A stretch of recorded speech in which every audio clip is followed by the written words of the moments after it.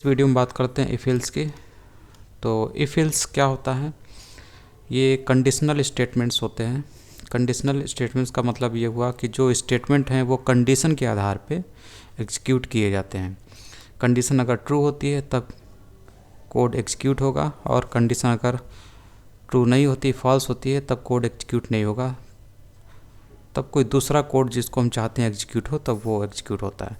तो conditional statement if else वाले जो कोड स्टेटमेंट होते हैं ये प्रोवाइड करते हैं। तो यहाँ पर ये कुछ बता रहा है कि आप कंडीशन कैसे बना सकते हैं, जैसे कि A is less than B, A less than greater than, A less than equal to B, A greater than B, A greater than equal to B, A equal to B, is not equal to B. तो ये condition बताती है, इनसे हमें true या false मिलता है, और जब ट्रू मिलता है तब कोड एग्जीक्यूट होता है, जब फॉल्स मिलता है तो कोई दूसरा कोड एग्जीक्यूट होता है। इस आधार पे ये यहाँ पे कंडीशंस जो क्रिएट करने की कोशिश की जा रही है, किस तरीके से आप कंडीशन क्रिएट करेंगे। उसके बाद इफ़, तो इफ़ जो होता है, इफ़ ब्लॉक होता है, उसका कुछ इस तरीके से सिंटेक्स होता है। तो यहाँ पर इफ़ के बाद, इफ़ कीवर्ड लिखने के बाद आपको पैरेंथेसिस में कंडीशन देनी होती है। तो ये कंडीशन वही है जो अभी हम लोगों ने देखा, इस टाइप की कंडीशन रहेंगी। और इसके बाद पैरेंथेसिस के बाद आपको ये कर्ली ब्रैकेट दिखता है, और इसके अंदर यही इफ़ की बॉडी होती है, इसी के अंदर कोड लिखा होता है जिसको आप एग्जीक्यूट कराना चाहते हैं जब ये कंडीशन ट्रू होती है। तो ये इफ़ का सिंटेक्स होता है, इस तरीके से लिखा होता है। तो ये यहाँ पे दिया हुआ है कि if use if to specify a block of code to be executed. तो जो ब्लॉक ऑफ कोड है, यानी कि अंदर जो ये लिखा हुआ है, अगर आप इसको एग्जीक्यूट कराना चाहते हैं जब कंडीशन ट्रू होती है तब आप इफ़ का इस्तेमाल करिए। एल्स का मतलब होता है कि जब ये कंडीशन फॉल्स हो जाती है तो इसके बाद इस इफ़ ब्लॉक के नीचे ही एल्स वाली कंडीशन होती है, उसको आपको लिखना होता है। वो भी इसी टाइप में होता है, उसमें कंडीशन नहीं होती, क्योंकि कंडीशन तो ऑलरेडी इफ़ में फॉल्स हो चुकी है। इफ़ में जो कोड पड़ा होगा वो एग्जीक्यूट कर जाता है। तो ये यहाँ पे लिखा हुआ है, एल्स आप यूज़ करते हैं to specify a block of code to be executed if the same condition is false. If वाली कंडीशन फॉल्स हो जाती है तो एल्स वाला ब्लॉक चलता है, मतलब इफ़ की बॉडी में जो कोड पड़ा हुआ है वो एग्जीक्यूट करता है। इसके बाद एल्स इफ़ आप इस्तेमाल करिए जब कोई नई कंडीशन आप टेस्ट करना चाहते हैं और फर्स्ट कंडीशन फॉल्स हो गई, यानी इफ़ की जो कंडीशन थी वो फॉल्स हो गई है, उसके बाद आप नई कंडीशन टेस्ट करना चाहते हैं, तो उस केस में आप एल्स इफ़ का इस्तेमाल करिए। इसके बाद है स्विच। तो स्विच तब हम लोग इस्तेमाल करते हैं जब हमारे पास बहुत सारे ब्लॉक ऑफ कोड होते हैं और उनको हम एग्जीक्यूट करना चाहते हैं। तो इस तरीके से इन चारों का इस्तेमाल होता है। तो इफ़ की सिंटेक्स को आपने देखा, तो इफ़ पहले कीवर्ड लिखा जाता है और उसके बाद पैरेंथेसिस में आप कंडीशन देते हैं। यहाँ पर कंडीशन ट्रू या फॉल्स जब मिलता है तो उसके बाद ये जो इफ़ की बॉडी है इसके अंदर जो कोड पड़ा हुआ है, यानी ब्लॉक ऑफ कोड, ये एग्जीक्यूट करता है। और इफ़ को आपको यहाँ पर लोअर केस लेटर में है, और अपर केस में अगर आप लिखेंगे तो it will generate an error. जैसे यहाँ पर देखिए 20 इज ग्रेटर देन 18, तो 20 18 से बड़ा होता है, यानी ये कंडीशन ट्रू हो गई। ट्रू होने के बाद इफ़ की बॉडी में पड़ा हुआ जो ये कोड है ये एग्जीक्यूट कर जाता है, और इससे आपको क्या मिलेगा, प्रिंटलन मेथड से इस चीज़ को प्रिंट कर दिया जाएगा स्क्रीन पर, क्योंकि ये स्ट्रिंग है, डबल कोट के अंदर है। ये चीज़ आपको यहाँ पे दिखती है। उसके बाद है यहाँ पर दो वेरिएबल लिए गए हैं, दोनों में वैल्यू डाली गई है। उसके बाद ये वेरिएबल के बीच में कंपैरिजन कर रहा है, तो इससे भी आपको क्या मिलेगा, x में 20 है, y में 18 है, तो 20 y से यानी 18 से बड़ा है, तो यहाँ से भी आपको ट्रू मिलता है। तो फिर से इफ़ की बॉडी में जो कोड पड़ा हुआ है, यानी ब्लॉक ऑफ कोड, ये एग्जीक्यूट कर जाता है, यानी रन कर जाएगा। और ये चीज़ आपको स्क्रीन पे दिखाई देगी प्रिंटलन मेथड की मदद से। तो ये चीज़ आपको यहाँ पे दिख रही है जो स्ट्रिंग है।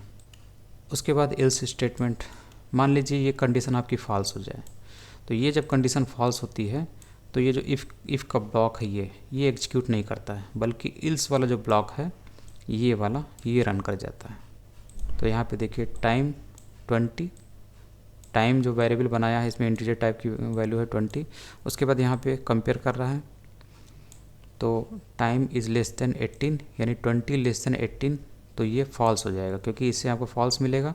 तो इफ़ का जो ब्लॉक है यानी कि इतना, यानी इफ़ की जो बॉडी है यहाँ से ये इसमें जो कोड पड़ा ये रन नहीं करेगा क्योंकि ये कंडीशन फॉल्स हो गई, बल्कि क्या रन करेगा, इल्स का जो ब्लॉक है ये रन करेगा। यानी इल्स की बॉडी में जो कोड पड़ा हुआ ये वाला ये एग्जीक्यूट करेगा, रन करेगा। तो इससे आपको स्क्रीन पर प्रिंट एलिमेंट मेथड की मदद से ये वाला स्क्रीन पे दिखाई देगा। ठीक है, तो ये दिख रहा है। उसके बाद एल्स इफ स्टेटमेंट, मान लीजिए ऊपर का जो इफ़ कंडीशन है ये फॉल्स हो जाता है, उसके बाद आप नई कंडीशन यानी दूसरी कंडीशन टेस्ट करना चाहते हैं, तो उसके लिए आप एल्स इफ का इस्तेमाल कर सकते हैं।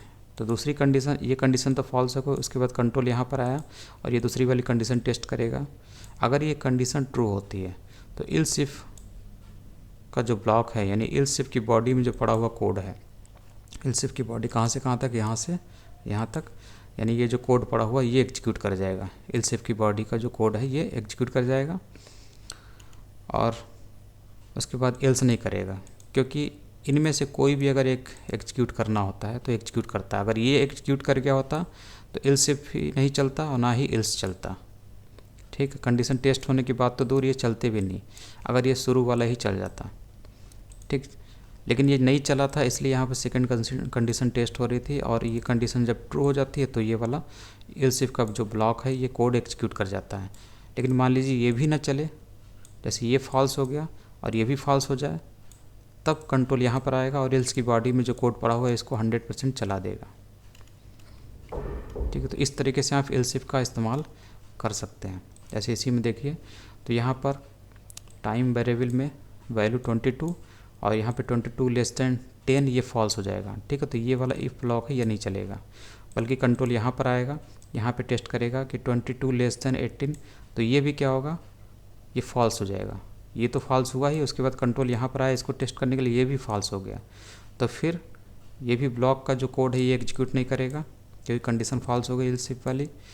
इसके बाद यहाँ पर कंट्रोल आएगा और इसमें जो कोड पड़ा हुआ इसको रन करा देगा, क्योंकि यहाँ पे कोई कंडीशन नहीं होती एल्स में। ये बस इंतज़ार करता है कि ऊपर वाला अगर कोई नहीं चलता तो एल्स वाला जो कोड है वो चल जाता है। ठीक है, तो इसलिए आपको गुड इवनिंग यानी एल्स की बॉडी में जो पड़ा हुआ कोड है ये वाला ये एग्जीक्यूट कर जाता है, गुड इवनिंग आपको यहाँ पे दिखता है।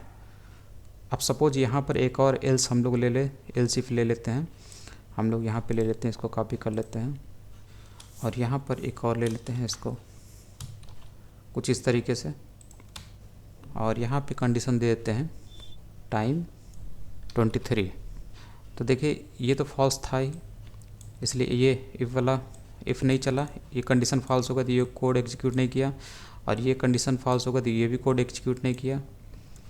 और यहाँ पे जब टेस्ट कंट्रोल आता है तो यहाँ पे टाइम लेस दैन 23, तो टाइम की वैल्यू कितनी 22 थी और 22 लेस दैन 23 ये सही होता है, यानी कि ये ट्रू हो गया। ट्रू हो गया तो ये वाला एल्स इफ का जो ब्लॉक है यानी कि ये वाला ये एग्जीक्यूट कर जाएगा, यानी ये वाला कोड आपका रन कर जाएगा। और अब आपको यहाँ पर गुड डे यहाँ पे दिखाई देगा। इसके थोड़ा आगे और भी लिख लेते हैं, गुड डे नेक्स्ट लिख लेते हैं, तो ये जो लाइन है आपको यहाँ पर स्क्रीन पे दिखाई देगी।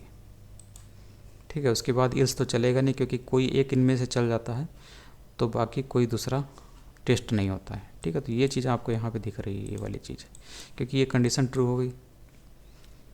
तो जितने भी आपको टेस्ट करने होते हैं आप यहाँ पर एल्स इफ में वो डालकर नई नई टेस्टिंग कर सकते हैं। जैसे एक कंडीशन ये टेस्ट हुई, दूसरी कंडीशन ये टेस्ट हुई, तीसरी कंडीशन यहाँ पे टेस्ट हुई और ये वाली ट्रू हो गए, तो इसका कोड एग्जीक्यूट करेगा और फिर उसके बाद एल्स वाला कोड नहीं चलेगा, क्योंकि एल्स वाला तभी चलता है जब ऊपर वाले में से कोई ना चले, और इनमें से अगर एक भी चल जाता है तो एल्स वाला नहीं चलता है।